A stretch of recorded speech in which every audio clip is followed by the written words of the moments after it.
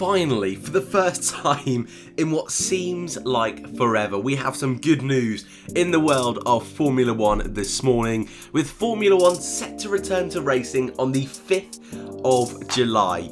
Austria Spielberg, rounds 1 and 2 of the new proposed calendar. This calendar includes 8 races, which is enough to see us through for a world championship. For a world champion to be crowned at the end of 2020, we only need 8 races. So if all of these do go ahead, and again, this is just still a provisional calendar, and as Formula 1 will keep reminding us, this is a very fluid and ever-changing situation. But currently, if these 8 races go ahead, and most likely all of them will be behind closed doors for the most part, then we will have a world champion come September.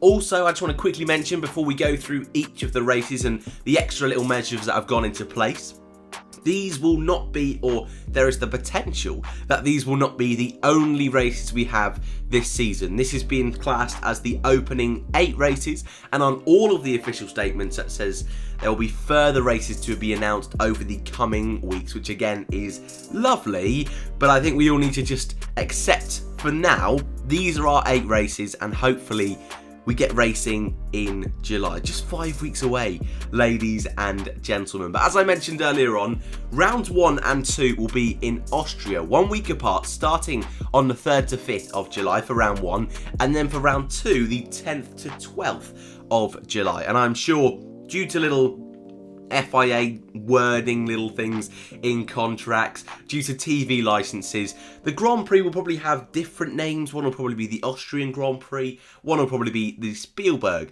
Grand Prix. But then just 1 week later, after round 2, we will be heading to Hungary, a circuit which has been up and down over the past couple of years, but certainly will be a nice little change to have as the 3rd race of the season. Back to back Grand Prix to start off a season as well has never ever been done, and it will seem, I think, a little bit strange to have no Formula 1 and then almost constant Formula 1 for 3 weeks in a row. But what I'd also mention there as well is that Austria and Hungary are circuits that Red Bull have done very well at over the last couple of years. So maybe heading to round 4, which technically is the halfway point of this current calendar, Red Bull could be looking very spicy for a title. Round 4 and round 5 take place at Silverstone, one of my favourites. July through to August. The 2nd of August is the first race. The 9th of August is the second race. And again, just like Austria,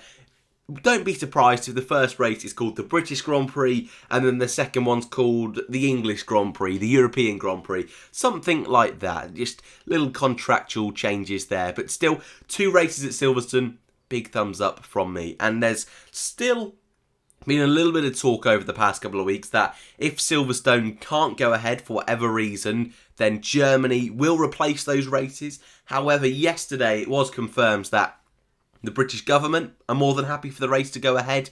They've pushed it back to August so that it's more likely to go ahead.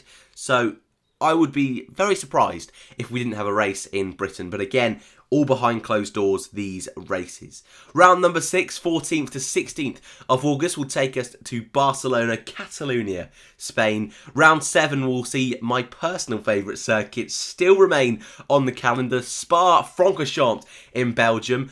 No summer break though, keep your eye on that. And once again, these are back-to-back Grand Prix, Spain, Belgium, and our final current race on the calendar will be Italy on the 4th to 6th of September.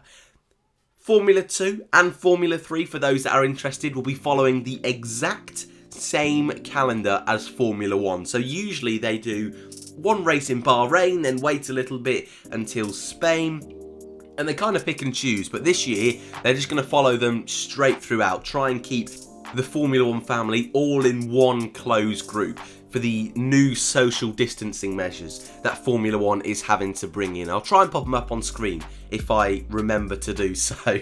I think it includes ongoing testing, continuous contesting, closed events, again for the most part. Of course there will be teams there. I imagine there'll be camera crews and handful of interviewers and media, minimal personnel where possible, isolated travel, and of course social distancing are the 5 main steps that Formula 1 are including. But of course more will be going on behind the scenes. And again, there is still plenty of possibility. We could see even more than 8 races. And again, I think 8 races at the moment would be lovely, and to just see any kind of world champion would be fantastic. But it's still looking very likely we could be doing an Asian leg of the season, whether that is going back to China, whether that is going to Japan. But more of a Middle Eastern leg is even more certain, with Bahrain looking to host 2 Grand Prix later on in the season, and Abu Dhabi still confident they can host the season finale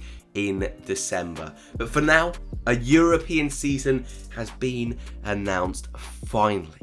And I will leave today's video there because I am hay fevered up, and I'm sure this sounded like a mess already. So if you want to keep up to date with all Formula 1 2020 news, feel free to subscribe. Thank you all very much for watching, and I hope to see you in the next one.